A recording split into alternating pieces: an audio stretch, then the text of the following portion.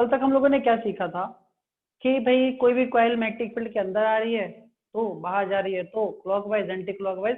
कुछ क्वेश्चंस करने को भी दिए थे हमने बच्चों, केवल 2-3 बच्चों के मेरे पास आंसर आए, बाकी ने किसी ने कोई तोहमत नहीं उठाई कि हम आंसर लिख दें। लेकिन कर लिया था।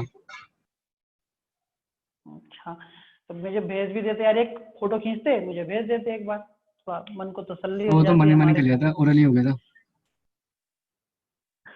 अच्छा, मन में कर लिया सब। चलो आज हम देखते हैं बेटा, नेक्स्ट टॉपिक है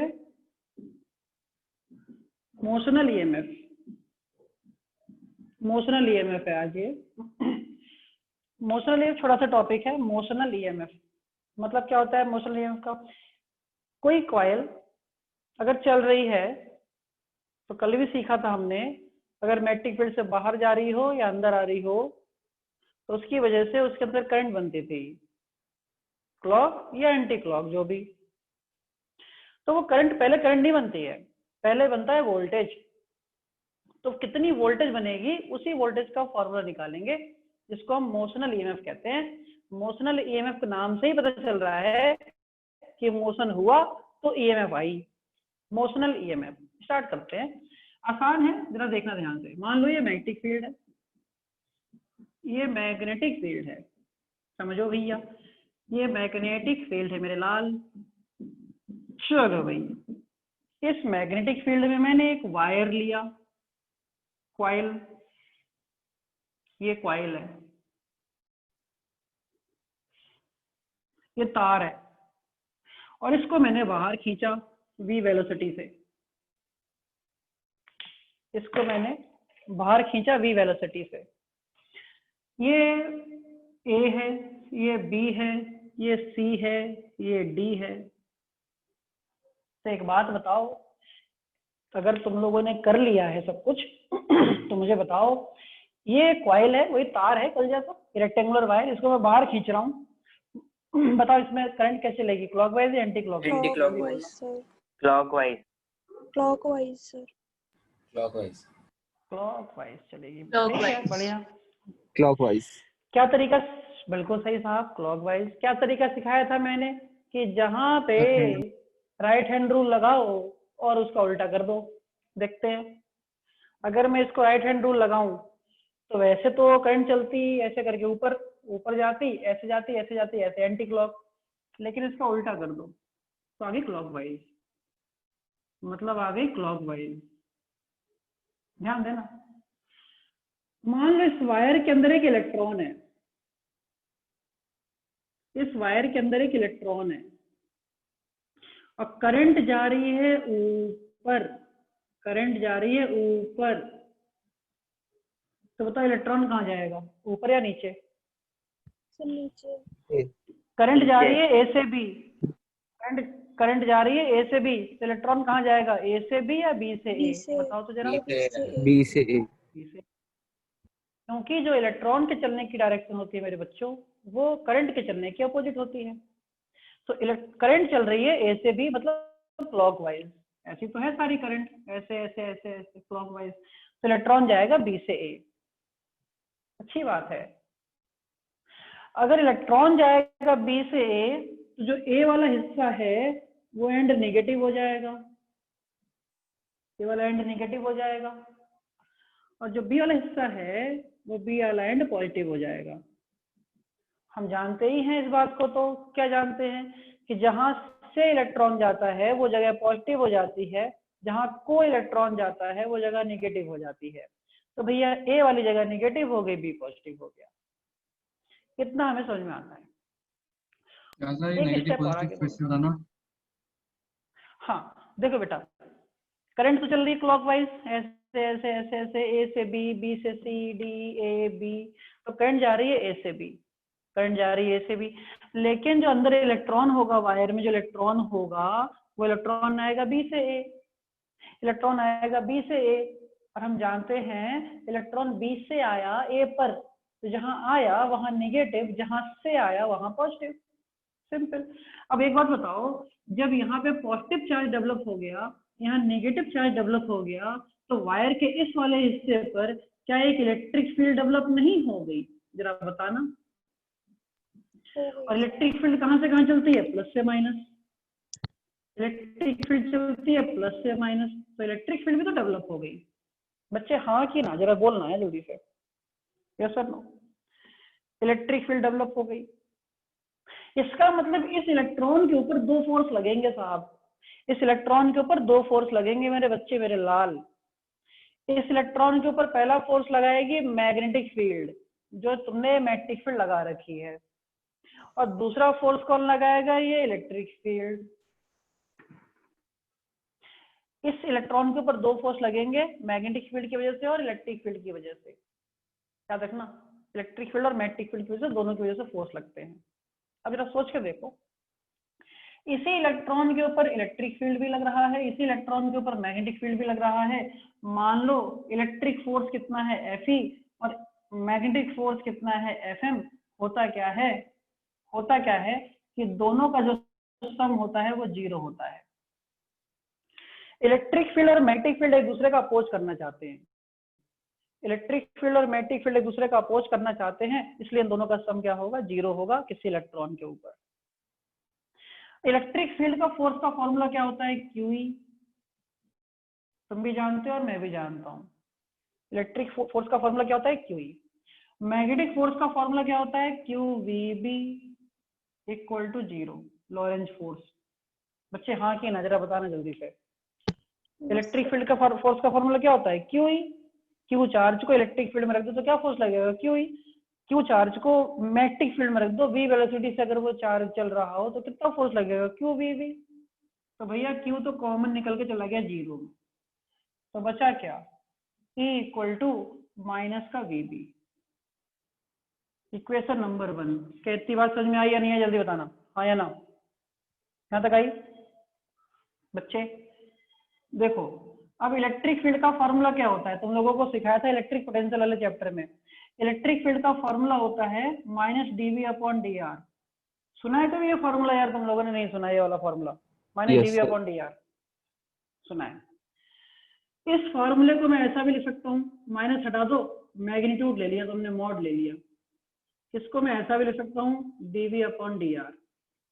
इसी को मैं ऐसा भी लिख सकता हूँ V/R। इसी को मैं ऐसा भी लिख सकता हूँ, वोल्टेज को मैं शो करूँ E से, EMF/R। इसी को मैं ऐसा भी लिख सकता हूँ EMF/लेंथ।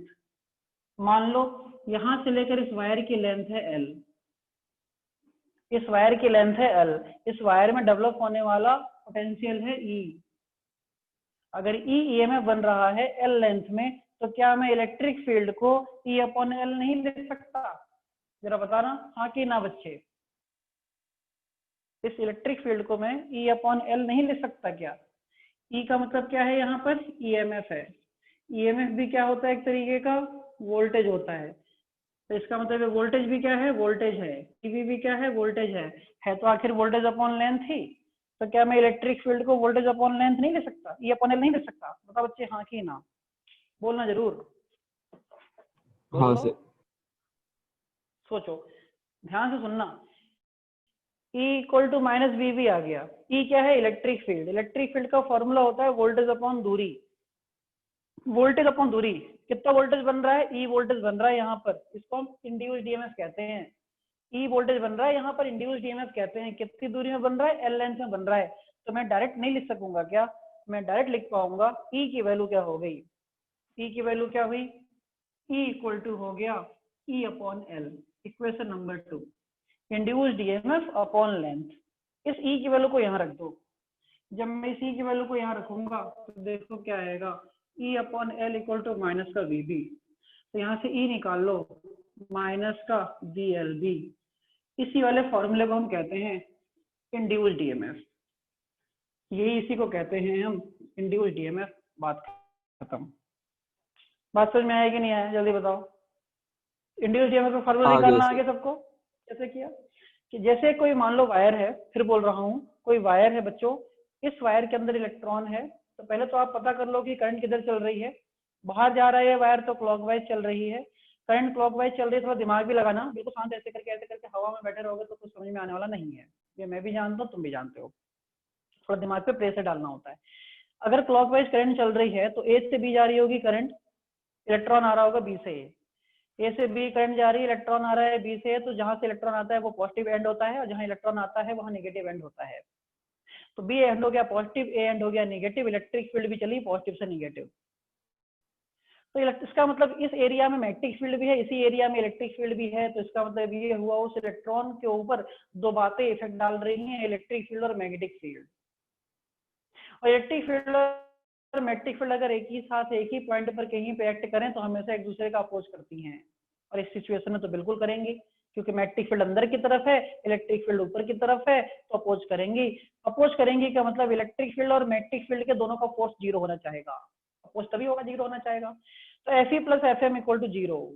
Fe का मतलब होता है QE, QE जानते ही हो, इलेक्ट्रिक फील्ड में किसी चार्ज को रखने पर फोर्स लगता है QE। लॉरेंज फोर्स क्या होता है, किसी चार्ज के ऊपर मैग्नेटिक फील्ड लगाओ v वेलोसिटी में, तो कितना फोर्स होता है QVV, Q से Q कॉमन निकल के जीरो में गया, तो E इक्वल टू आया माइनस VB। E क्या है, इलेक्ट्रिक फील्ड। इलेक्ट्रिक फील्ड को मैं EMF अपॉन लेंथ लिख सकता हूँ, क्योंकि वोल्टेज अपॉन दूरी एक फॉर्मूला होता है इलेक्ट्रिक फील्ड का। तो वोल्टेज कौन सा, इंड्यूस वोल्टेज जो यहाँ डेवलप हो रहा है, इंड्यूस वोल्टेज कितनी लेंथ में डेवलप हो रहा है, L लेंथ में डेवलप हो रहा है, तो मैंने लिख दिया E upon L। E upon L की वैल्यू यहाँ रख दी तो कितना आया, E upon L equal to minus VB, तो E equal to minus VLB, तो E equal to minus VLB। इसका मतलब इसी E को कहते हैं क्या, हम इंड्यूस्ड EMF कहते हैं। इसी E को क्या कहते हैं, इंड्यूस्ड EMF कहते हैं। क्या बच्चे बात समझ में आ गई या नहीं आई? इंड्यूस्ड EMF का फॉर्मूला यहाँ पे डन हो गया। ये इंड्यूस्ड EMF का Fe प्लस Fm जीरो क्यों है, एक और फिर बता दो। हाँ, Fe प्लस Fm क्या होता है कि एक इलेक्ट्रिक फील्ड होगी, अगर एक मैग्नेटिक फील्ड होती है, अगर दोनों आपस में एक दूसरे के परपेंडिकुलर लग रही हो, बच्चे देखो इलेक्ट्रिक फील्ड लग रही है इस प्लेन के अंदर, मैग्नेटिक फील्ड लग रही है अंदर की तरफ, तो इलेक्ट्रिक फील्ड और मैग्नेटिक फील्ड जब एक दूसरे के परपेंडिकुलर एक्ट करते हैं तो दोनों एक दूसरे का रिजल्टेंट को जीरो करना चाहते हैं। तो यहाँ से क्या होगा कि जो इलेक्ट्रिक फोर्स लगाएगा वो प्लस जो मैग्नेटिक फोर्स लगाएगा वो एक दूसरे के रिजल्टेंट को जीरो करना चाहेंगे या दूसरे के इफेक्ट को जीरो करना चाहेंगे। तो इसी वजह से जो इलेक्ट्रिक फील्ड का फोर्स आया वो प्लस मैग्नेटिक फील्ड का फोर्स आया वो आपस में दोनों का सम जीरो होगा, मतलब टोटल रिजल्टेंट जीरो होना चाहता है। तो इसी वजह से मैंने इलेक्ट्रिक फील्ड का फोर्स Fe प्लस Fm को जीरो लिखा है। क्लियर हो गई बात? इसको आप नोट करो, नोट करो का मतलब स्क्रीनशॉट ले लो जल्दी से। सर ये L एक और बार बता दो, ये L क्या है? L का मतलब है लेंथ, L है लेंथ। E का मतलब है इंड्यूस्ड EMF। देखो बेटा, इंड्यूस्ड EMF, इंड्यूस्ड वोल्टेज कितनी दूरी में बना, इंड्यूस्ड वोल्टेज इतनी दूरी में बना, AB में बना, AB में बना इंड्यूस्ड EMF, क्योंकि यही वो वायर है जिसने मैग्नेटिक फील्ड को कट किया होगा। इस वायर ने तो मैग्नेटिक फील्ड को कट नहीं किया, इस वायर ने मैग्नेटिक फील्ड को कट नहीं किया, या तो इसने कट किया होगा या तो इसने कट किया होगा। मैं ये अंदर है तो मैंने इसी को ले लिया। तो बता ये करते हैं कि electric field equal to voltage upon दूरी। भाई electric field equal to voltage upon दूरी। भाई वोल्टेज भी कौन सा वोल्टेज, नॉर्मल वोल्टेज थोड़ी ना, इंड्यूस वोल्टेज, क्योंकि ये वायर मैग्नेटिक फील्ड को कट कर रहा है तो यहाँ पे इंडक्शन होगा, इंडक्शन होगा तो इंड्यूस्ड वोल्टेज अपॉन लेंथ। कौन सी लेंथ, इस वायर की लेंथ, ये वायर की लेंथ। मान लो मैंने कितनी ली, L ली। अगर कोई कहे कि यहाँ पे कितना इंड्यूस वोल्टेज बना, कहोगे जीरो। कोई कहे यहाँ पे वोल्टेज कितना बना, कहोगे जीरो, क्योंकि इसने कुछ कट ही नहीं किया होगा। जब वोल्टेज नहीं बना फिर भी करंट चल रही है, क्यों चल रही है, क्योंकि इस वायर में करंट चल रही है। तो सर्किट पूरा करने के लिए करंट चल रही है खाली, यहाँ पे अपने आप नहीं बन रही कुछ भी, बन यहाँ रही है और बन यहाँ रही होगी, बस चल अपने आप जा रही है पूरे में सर्किट को कंप्लीट करने के लिए। तो वही मेरे कहने का मतलब है, electric field equal to voltage upon दूरी। कौन सा वोल्टेज, इंड्यूस वोल्टेज। कहाँ बना, AB में बना, AB में बना, AB में बना, और AB की लेंथ कितनी है, L है, इसलिए E अपॉन L, E जितने में बना वो नीचे लिखा जाता है। L का मतलब AB की लेंथ। बच्चे हाँ की ना जल्दी बताओ, अब क्लियर होगी? Yes sir. हाँ ठीक, इसको स्क्रीनशॉट ले लो, 1 2 3 जल्दी से हटा दूं, स्क्रीनशॉट ले लिया, हटा दे इसे जल्दी। सर माइनस का क्या मतलब है? माइनस इंडक्शन है, इंड्यूस वोल्टेज है ना, और मैंने कल बताया था इंड्यूस वोल्टेज हमारे वोल्टेज का अपोज करता है, बात खत्म। मतलब इंड्यूस वोल्टेज जो हमारे वोल्टेज का अपोज करने का मतलब क्या है, यहाँ हमारा क्या है, हमारा ये है मोशन। हम कोई फोर्स लगा के तो आगे जा रहे होंगे, हम किसी इफेक्ट की वजह से तो आगे जा रहे होंगे, यहाँ पे ऐसा वोल्टेज बनना चाहेगा जो हमारे इस मोशन का अपोज करेगा, बस चाहेगा ही नहीं कि इस कॉइल को हम बाहर ले जा पाए, मतलब हमारे मोशन का अपोज होगा, इसलिए माइनस लग गया यहाँ पर। तो माइनस साइन ये बताता है कि ये वोल्टेज ऐसा बनना चाहेगा कि बाहर खींचने का अपोज करेगा, ये अंदर आना चाहेगा लेकिन कर नहीं पाएगा क्योंकि हम ज्यादा तेज खींच रहे होंगे उसके सर मुकाबले। इलेक्ट्रिक फील्ड भी इंड्यूस हुई है ना? इलेक्ट्रिक फील्ड तो डेवलप हुई है, इलेक्ट्रिक फील्ड इंड्यूस नहीं होती, इलेक्ट्रिक फील्ड डेवलप होती है बस पॉजिटिव और नेगेटिव चार्ज की वजह से। वो तो कहीं पे भी डेवलप हो जाएगी, उसकी कोई पर्टिकुलर कंडीशंस नहीं होती हैं, खाली उसको प्लस चाहिए माइनस चाहिए, डेवलप हो जाती है। उसमें इंडक्शन कुछ नहीं कहते, इंडक्शन हमेशा मैग्नेटिक फील्ड के लिए यूज होता है, इलेक्ट्रिक फील्ड के लिए कभी यूज नहीं होता। ठीक है, इसको नोट करो जल्दी से, हटा दूं इसको? मिटा दो सर। तो स्क्रीनशॉट लेना था, चलो भाई हटाते हैं। नेक्स्ट करेंगे सेल्फ इंडक्शन। सुना है कभी किसी ने self induction? Self induction, self induction बहुत इंपॉर्टेंट टॉपिक है। अब चैप्टर में सारे टॉपिक छोटे छोटे छोटे छोटे इंपॉर्टेंट हैं। सेल्फ इंडक्शन देखो, समझो, सेल्फ इंडक्शन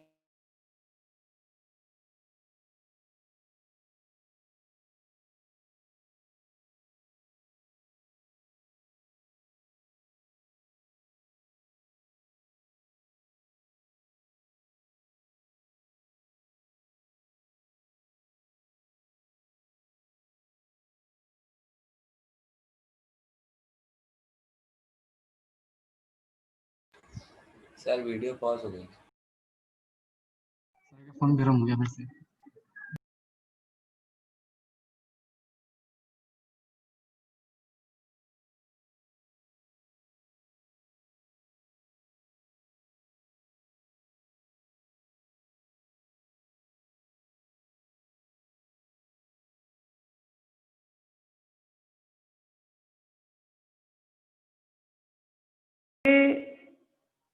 कुछ इस तरीके का है।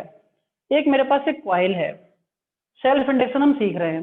ये कॉइल, ये बैटरी, बैटरी माइनस और ये प्लस, ये गैल्वेनोमीटर। अब जरा सुनना ध्यान से, मैंने क्या किया, यहाँ पे एक स्विच लगा दिया, स्विच, यहाँ पे एक स्विच लगाया है, ये स्विच लगा दिया। अब देखो क्या हुआ, ये अभी स्विच ऑफ है, चीजों को समझना, ये स्विच अभी ऑफ है, स्विच ऑफ है तो कोई करंट नहीं चल रही है, इस कॉइल में भी कोई करंट नहीं चल रही है। ये कॉइल का एंड ए है और ये कॉइल एंड बी है।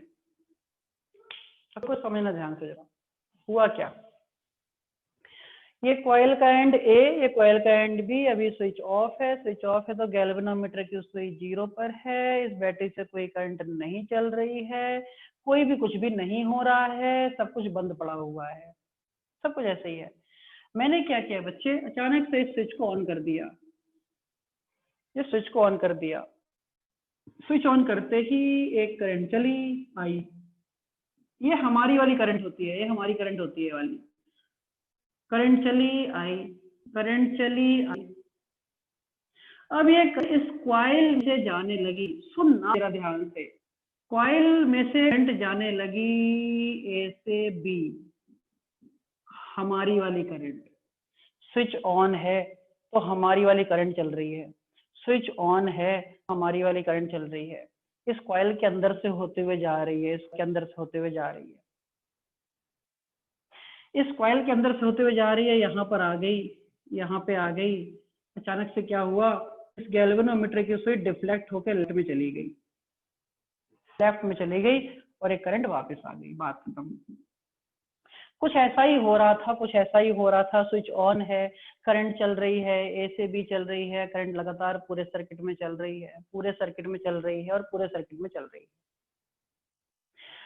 ये प्रोसेस चली रही थी। तो हम जानते हैं अगर किसी कॉइल के अंदर से करंट जाती है, अगर किसी कॉइल के अंदर से करंट जाती है तो उस कॉइल के चारों तरफ एक मैग्नेटिक फील्ड इकट्ठा होती जाती है, उस कॉइल के चारों तरफ एक मैग्नेटिक फील्ड इकट्ठा होती जाती है, ये मैग्नेटिक फील्ड इकट्ठा होती जा रही थी, इतनी सारी, ये मैग्नेटिक फील्ड इकट्ठा तो नीचे भी होगी, मैं दोबारा उसको पूरा बनाऊंगा नहीं तो पूरा डायग्राम गंदा हो जाता है।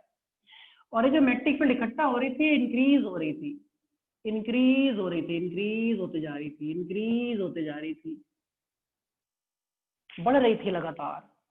जैसे जैसे ये करंट इसके अंदर से ज्यादा देर तक फ्लो होती जाएगी, ज्यादा देर तक स्विच ऑन रखोगे तो बहुत देर तक करंट चलेगी, और इसमें इस कॉइल के अंदर जब मैग्नेटिक फील्ड डेवलप होगी तो इंक्रीज होती जाएगी। किसी कॉइल के अंदर से मैग्नेटिक फील्ड बढ़ने का तरीका क्या होता है, करंट की वैल्यू को बहुत टाइम तक चला दो। जब कोई करंट किसी कॉइल के अंदर बहुत देर तक चलती है तो उस कॉइल के ऊपर बहुत सारी मैग्नेटिक फील्ड डेवलप होती है। हो गई।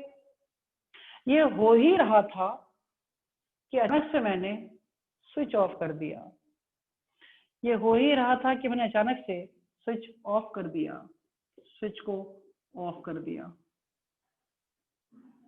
बताओ क्या होगा, बताओ क्या होगा, स्विच ऑफ करते ही बताओ क्या होगा, कौन बताएगा?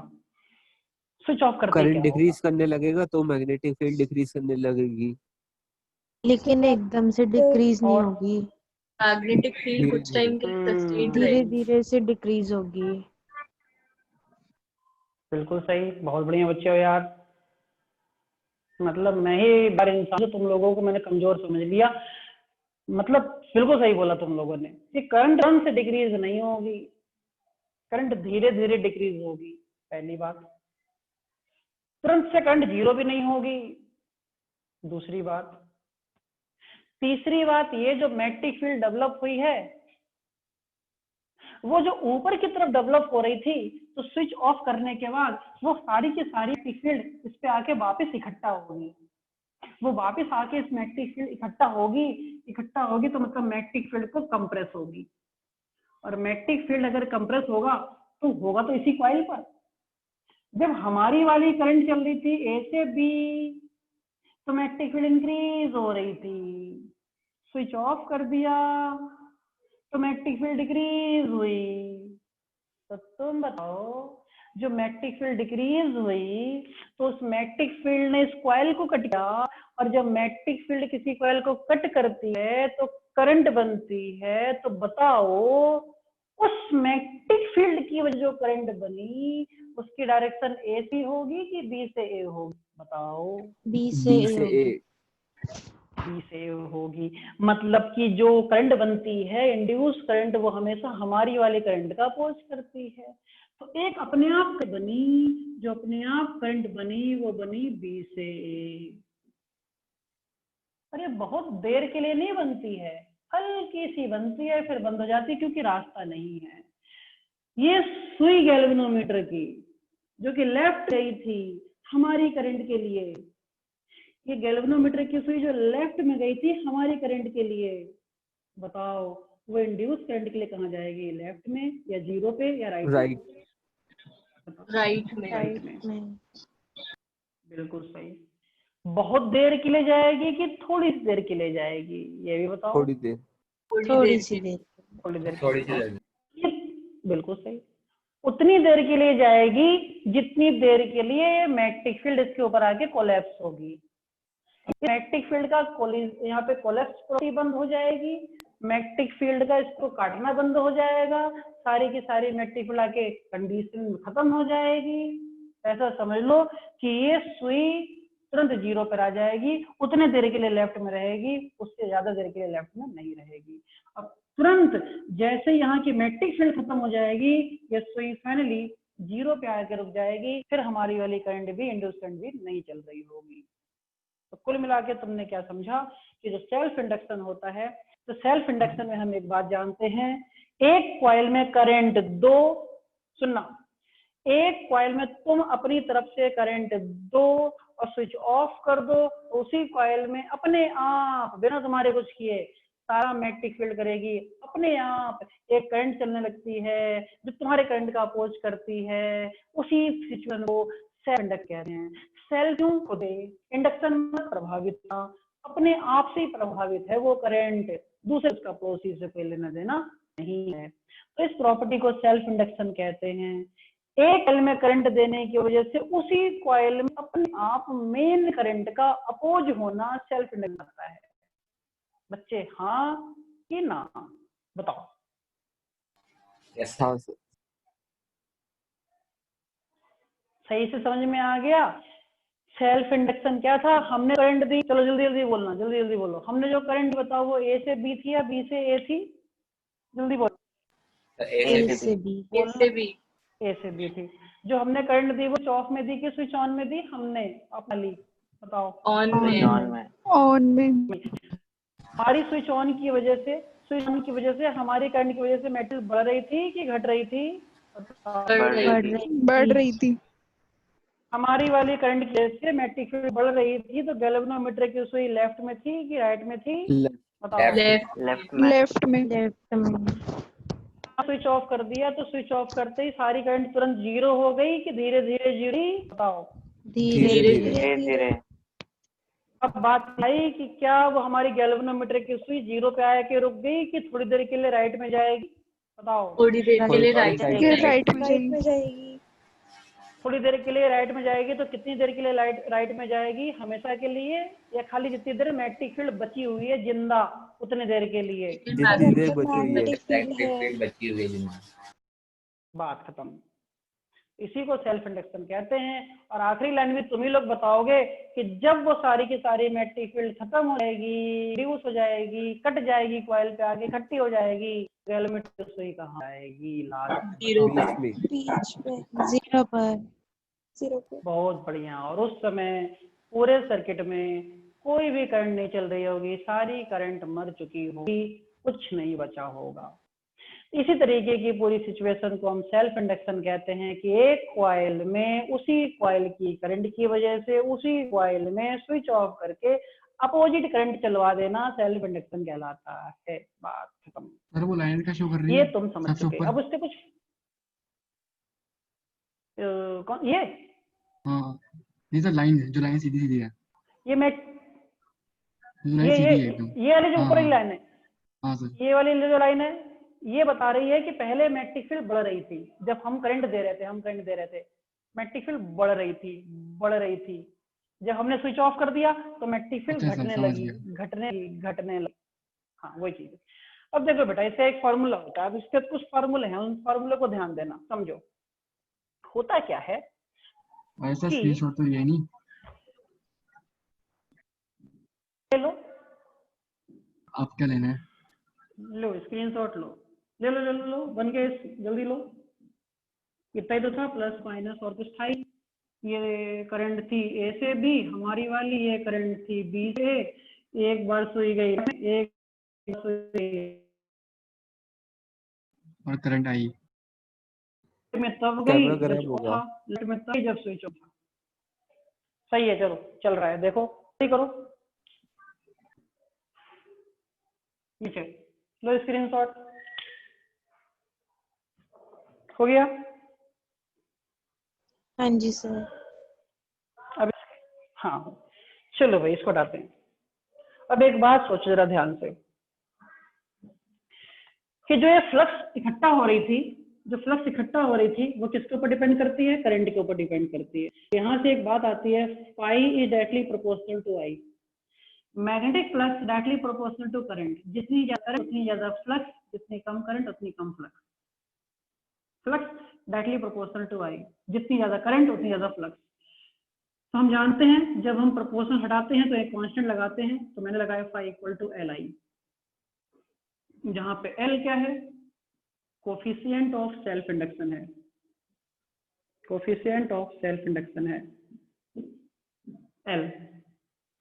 अब इसी फॉर्मूले में मैं क्या करूं? Phi equal to L I में if I equal to unit मतलब 1, तो इक्वल टू क्या हो जाएगा? एल हो जाएगा। फाई क्या है? बात खत्म। फाई का मतलब है मैग्नेटिक फ्लक्स, फाई का मतलब है बच्चे मैग्नेटिक फ्लक्स, आई का मतलब है करंट, और एल का मतलब है कांस्टेंट है। एल एक कांस्टेंट है जिसका नाम होता है coefficient of self induction. Flux depend करती है करंट के ऊपर, जितनी ज्यादा करंट उतनी ज्यादा फ्लक्स। जब यहाँ से प्रोपोर्शनल हटाऊंगा तो कांस्टेंट लगाऊंगा, तो phi equal to L I. L का मतलब है कोफिशिएंट ऑफ सेल्फ इंडक्शन, तो फाई इक्वल टू बेटा एल आई। फॉर्मूला समझना, डेफिनेशन आएगी। इफ आई इक्वल टू 1, अगर आई की वैल्यू 1 हो जाए, यूनिट हो जाए, तो फाई इक्वल टू एल हो जाता है। तो कोफिशिएंट ऑफ सेल्फ इंडक्शन की डेफिनेशन जो, कोफिशिएंट ऑफ सेल्फ इंडक्शन किसी कॉइल की, सुनना, कोफिशिएंट ऑफ सेल्फ इंडक्शन किसी कॉइल की, फिर सुनना, कोफिशिएंट ऑफ सेल्फ इंडक्शन फिर सुनना, कोफिशिएंट ऑफ सेल्फ इंडक्शन किसी कॉइल की मैग्नेटिक फ्लक्स के बराबर होती है। Coefficient of self induction is just equal to the magnetic flux when the current in the coil will unit.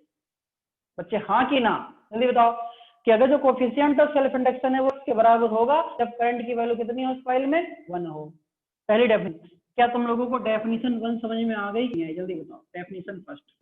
आ गई। बच्चे हाँ या ना, जल्दी बोलो। आ गई सर वापस रिपीट कि कोफिशिएंट ऑफ सेल्फ फिर से बोलता हूँ, coefficient of self induction L, coefficient of self induction L बिल्कुल के बराबर होगा जब उसमें कॉइल में चलने वाली करंट 1 हो जाए, मतलब यूनिट हो जाए। तो coefficient of self induction of the coil will be just equal to the magnetic flux. Coefficient of self induction of the coil will be just equal to the magnetic flux when the current in the coil is unity, या when the current in coil is unit. बात खत्म। तो L equal to 5 हो जाता है। पहली definition समझ में आ गई या नहीं है? जल्दी बताना यार प्लीज, बताओ बताओ। आ गई। फॉर्मूला ऑफ डेफिनेशन नंबर 2 देखो, दूसरी डेफिनेशन सुनना है तुमको। डेफिनेशन 2, 2 डेफिनेशन होती है इसकी। कोफिशिएंट ऑफ सेल्फ इंडक्शन की पहली डेफिनेशन इस फार्मूले से और कोफिशिएंट ऑफ सेल्फ इंडक्शन की दूसरी डेफिनेशन दूसरे फार्मूले से। E इक्वल टू क्या जानते हो? Minus d phi upon d t. E equal to क्या जानते हो? Minus d phi upon d t, जानते ही हो। इसमें फाई की वैल्यू लगाओ तो बेटा E equal to minus d upon d t, phi की वैल्यू क्या होती है? Li। बच्चे हाँ और ना जरूर बोलते चलना, मुझे तभी समझ में आएगा कि तुम समझ रहे हो। यस E इक्वल टू होता है minus d phi upon d t और फाई की वैल्यू क्या होती है? Li। तो E इक्वल टू हो गया minus d upon d t Li। L बाहर निकालो तो E इक्वल टू माइनस का L बाहर, d I upon d t. L निकालो खाली यहाँ से, तो E upon d I upon d t equal to minus का L। ये फॉर्मूला ये रहने दो। इफ दूसरी डेफिनेशन शुरू, if d I upon d t is equal to 1, तो बताओ L इक्वल टू क्या हो जाएगा? Minus E। L equal to क्या हो जाएगा? माइनस E हो जाएगा अगर डी आई डी टी की वैल्यू 1 हो जाए। तो दूसरी डेफिनेशन सुनना प्लीज, अटेंटिव होकर सुनना और समझना जरा। देखो, coefficient self induction, coefficient of self induction किसी कॉइल का इंड्यूस्ड ईएमएफ के बराबर होता है। कोफिशिएंट ऑफ सेल्फ इंडक्शन किसी कॉइल का इंड्यूस्ड ईएमएफ के बराबर होता है कब? जब rate of change of current की वैल्यू 1 हो जाए। किसकी value? Rate of change of current की वैल्यू 1 हो जाए। ये D I upon d T का मतलब होता है rate of change of current. क्या कहते हैं इसको? Rate of change of current कहते हैं इसको। और इसको क्या कहते हैं? इंड्यूस्ड ईएमएफ कहते हैं। इसको कहते हैं इंड्यूस्ड ईएमएफ कहते हैं। तो तुम समझो, तो कोई तुमसे पूछे कि दूसरी डेफिनेशन सुनाओ, एल की दूसरी डेफिनेशन सुनाओ, दूसरी